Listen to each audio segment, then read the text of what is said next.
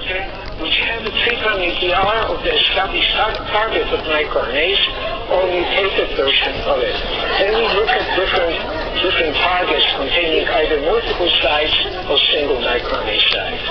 And your control firefly receptors, they are expressed in the same way, independent if granular luciferase contain a mutant or wild-type 3' UTR, but when we have a wild-type 3' UTR, this UTR is strongly repressed. So here we compare mutant granular, which is not repressed by microRNAs, with a wild-type, which is repressed.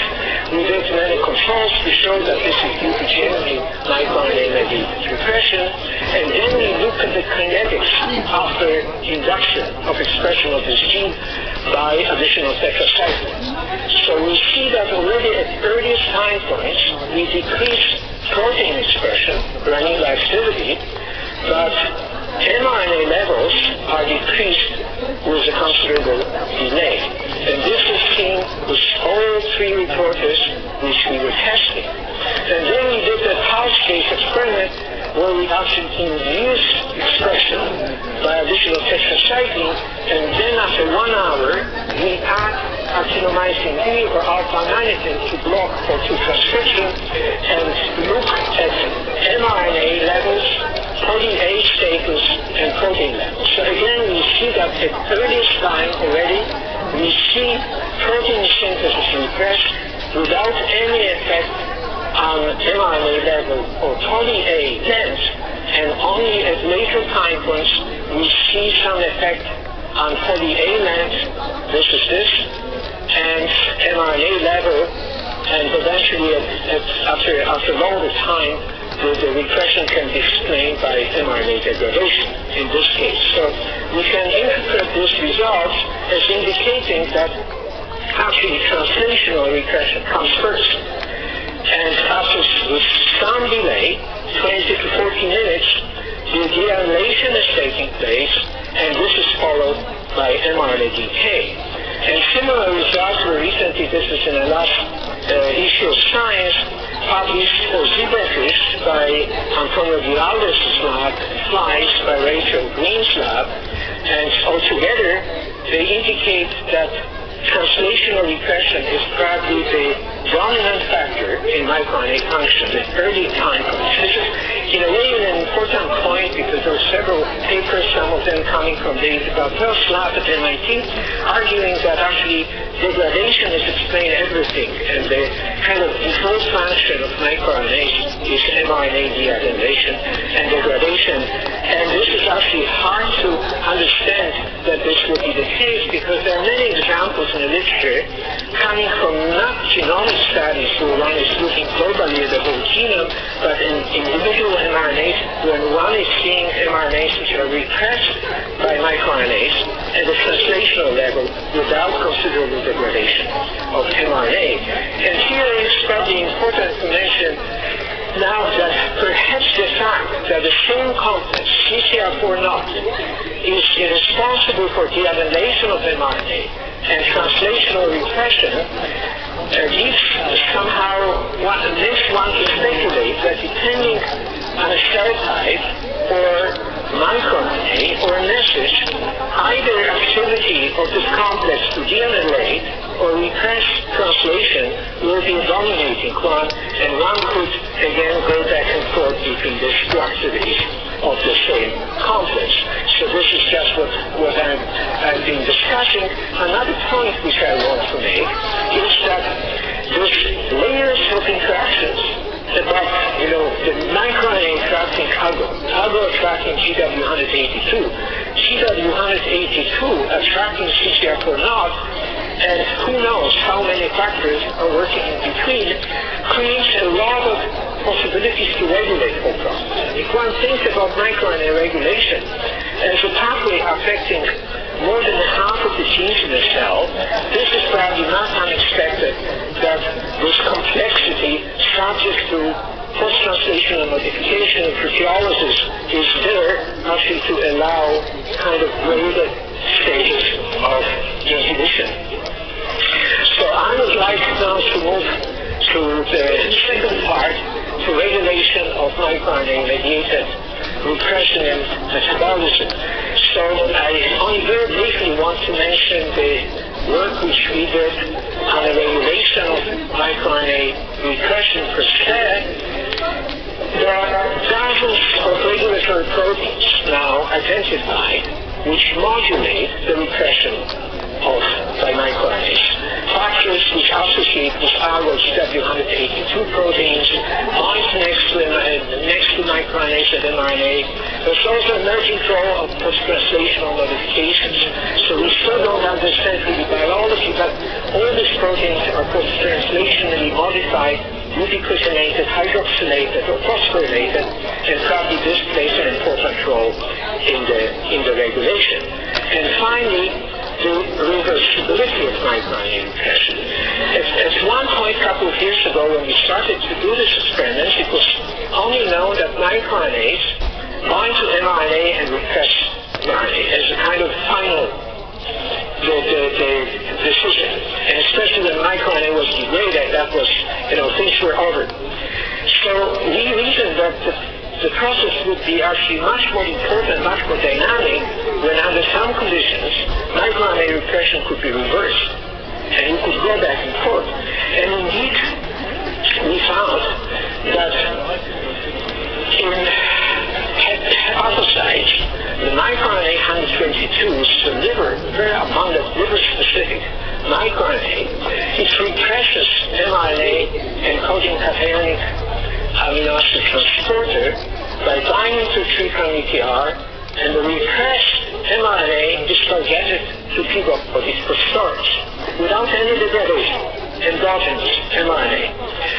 And then we noticed that upon stress, this can be ER stress, amino acid starvation, or oxidative stress, HUR, an RNA-binding protein, is getting out of the nucleus, binds to the 3'-UTR, and it causes relief of the repression. So mRNA is departing from the P-bodies and recruited to polysomes for translation. And just want to show one example of the data. So here in a cells grown in the presence of amino acids, the repressed mRNA is present in P-bodies. When we starve cells for amino acids, the P-bodies are still there, but mRNA is gone, and it is associated with polysomes. So this process is HUR dependent, so when we knock down HUR, this doesn't happen, and treatment with anti-MIR122, antisense oligo actually is mimicking this phenotype. So this is indicated already microRNA repression being released. And HUR, just to introduce you briefly to this protein, I'm probably familiar with it because Miriam Gorospe, who is at NIH but not at this campus, is studying this protein very intensively. It's an RNA-binding protein which binds to ARE elements, rich elements in 3'-UTR, and usually stabilizes mRNAs. It's mainly localized in the nucleus, but shatters between the nucleus and the cytoplasm, and translocates from the nucleus to cytoplasm in response to stress. And this protein is upregulated and accumulates in the cytoplasm in many cancers. So we could actually demonstrate that we can mimic this protein, the activity of this protein in the absence of stress. So we can uncouple this effect from stress because originally it was very hard to predict what the stress conditions, what kind of changes they would be inducing in the cell. So by using HUR ligands in cancer cells with cytoplasmic HUR, we could show that cytoplasmic location of HUR is actually sufficient for the effect. And more recently, we were interested in the mechanism, how this protein actually is negating this effect. And we could show that actually this protein, when binding to 3'-UTR, displaces the microRNA from mRNA, and it does it because it oligomerizes along the message. And how exactly does it physically displace microRNA? This we don't know. I have no time to show this data that were recently published by Pradeep Kundu, a student in the lab. So I want to finish this part with just telling you that this interplay between microRNAs and RNA-binding proteins binding to different regions in a triple ETR is a very common phenomenon. And there are dozens of examples of this sort described. Ours was the first, and this can work in different directions. RNA-binding proteins can have a positive effect on repression and negative, and vice versa. Micro-RNAs can have a positive or negative effect on RNA-binding proteins, and this can be due to different mechanisms. Very often, micro-RNAs and RNA-binding proteins just compete for the same sequence to bind to. So since treatment ETRs, again, are very often very long, and there are hundreds of RNA-binding proteins and hundreds of micro-RNAs, you can imagine how common this type of co-regulation will be. I want to then move to the regulation of biogenesis, just by telling you that there are many factors which modulate biogenesis of microRNAs at the step of Rosa processing or Dicer processing. And these proteins include proteins like P53, SNAP and H1T proteins, KSRT, P68, helicases, Lin20, 28, and oncogene. So there are many, many examples of these proteins binding to the usually hairpins of microRNA precursors, either in the nucleus, and then they affect Rosa processing in a positive or negative way, or in a cytoplasm where they affect in a positive or negative way processing by Dicer.